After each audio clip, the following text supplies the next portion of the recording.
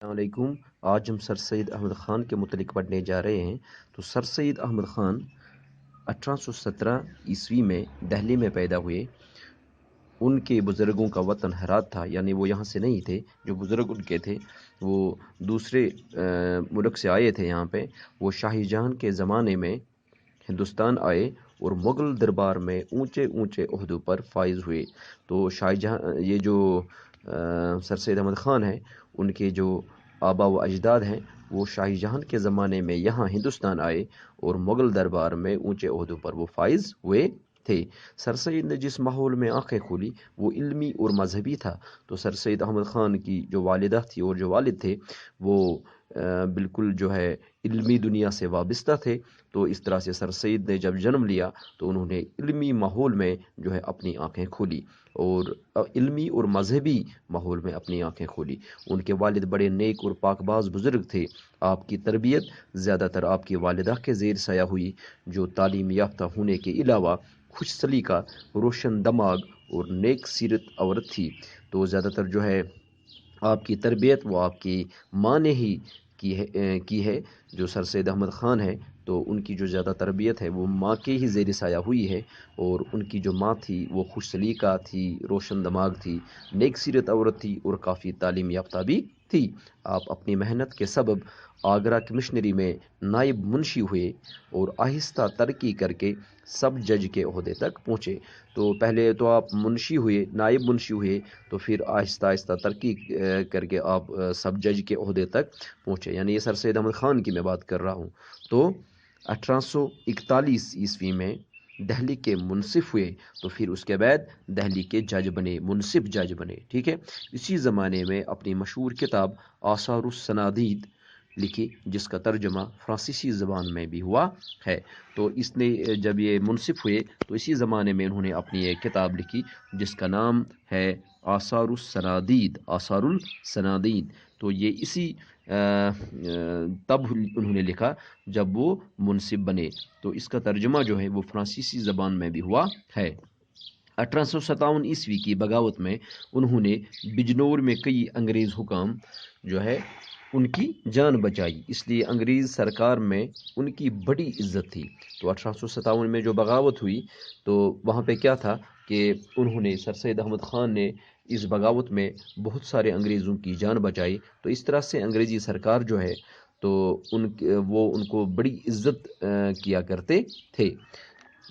حکومت نے انہیں ایک بڑی جاگیر دینا چاہی لیکن سر سید نے لینے سے انکار کیا۔ تو اس وجہ سے حکومت جو تھی برطانیہ کی، جو حکومت تھی اس وقت کی، جو انگریز حکومت اس وقت کی تھی، تو انہوں نے سر سید احمد خان کو ایک بڑی جاگیر دینا چاہی لیکن سر سید احمد خان نے وہ بالکل نہ لی، اس سے لینے سے انکار کیا۔ 1857 کی ناکام بغاوت کے بعد مسلمان ہی سب سے زیادہ انگریزی حکومت کا نشانہ بنے اور ان کی معیشت بالکل تباہ ہو کے رہ گئی۔ اس لیے سر سید نے مسلمانوں کی سیاسی اور تعلیمی اصلاح کا بیڑا اٹھایا اور اس سلسلے میں ایک انجمن سائنٹیفک سوسائٹی کے نام سے قائم کی۔ تو 1857 کی بغاوت کے بعد کے جو حالات تھے اس میں مسلمان جو ہے وہ اقتصادی طور بہت زیادہ کمزور ہو گئے، اور سب سے زیادہ جو ہے انگریزی حکومت نے مسلمانوں کو ہی نشانہ بنایا، تو مسلمانوں کے ساتھ سب سے زیادہ ظلم و زیادتیاں ہونے لگی۔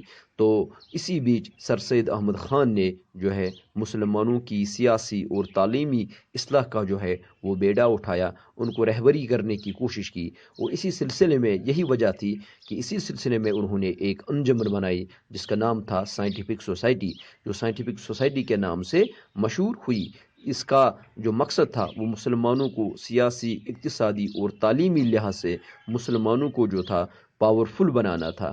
تو اسی لیے انہوں نے یہ سائنٹیفک سوسائٹی بنائی۔ بعد میں علی گڑھ میں محمدن اینگلو عربک کالج کی بنیاد ڈالی، جو آج کل مسلم علی گڑھ یونیورسٹی کے نام سے ہندوستان میں ایک نمایاں ادارہ بن چکا ہے۔ تو آج کل جو آپ مسلم علی گڑھ یونیورسٹی جو آپ دیکھتے ہو تو یہ بنیادی طور پہ سر سید احمد خان نے اس کی بنیاد ڈالی تھی محمدن اینگلو عربک کالج کے نام سے۔ تو آج اب یہ چونکہ یونیورسٹی بن گئی ہے اور ملک بھر سے جو ہے جو طلباء ہے وہ وہاں تعلیم سے جو ہے فیض یاب ہوتے ہیں۔ تو آپ نے مسلمانوں کے علمی رجحان کی بیداری کے لیے تو انہوں نے بہت کتابیں بھی لکھی ہے، تو مسلمانوں کی علمی رجحان کی بیداری کے لیے انہوں نے ایک کتاب لکھی، ایک رسالہ جاری کیا جس کا نام تھا تہذیب الاخلاق، تہذیب الاخلاق۔ تو یہ رسالہ بھی جاری کیا سر سید احمد خان نے۔ سر سید احمد خان بڑے مفکر تھے، وہ تو بڑے مفکر تھے، اعلیٰ پایہ کے ادیب تھے، اور مسلمانوں کی مذہبی، علمی اور ذہنی کشادگی کے لیے انہوں نے آثار السنادید، جلاء القلوب اور تفسیر صورت فاتحہ لکھی۔ تو یہ مسلمانوں کی مذہبی، علمی اور ذہنی کشادگی جو ہے اس کو اجاگر کرنے کے لیے انہوں نے یہ کتابیں لکھی۔ ایک لکھی انہوں نے آثار السنادید، اور دوسری جو ہے جلاء القلوب، اور تیسری جو ہے وہ لکھی ہے تفسیر سورہ فاتحہ بھی انہوں نے لکھی ہے۔ تو اس طرح سے آپ کا جو انتقال ہے وہ 1898 میں علی گڑھ میں ہی ہوا، اور وہ وہاں پہ ہی دفن ہے۔ تو آج کی جو ہے نشست میں اتنا ہی، انشاءاللہ اللہ نے چاہا تو کل اس سے آگے بڑھیں گے۔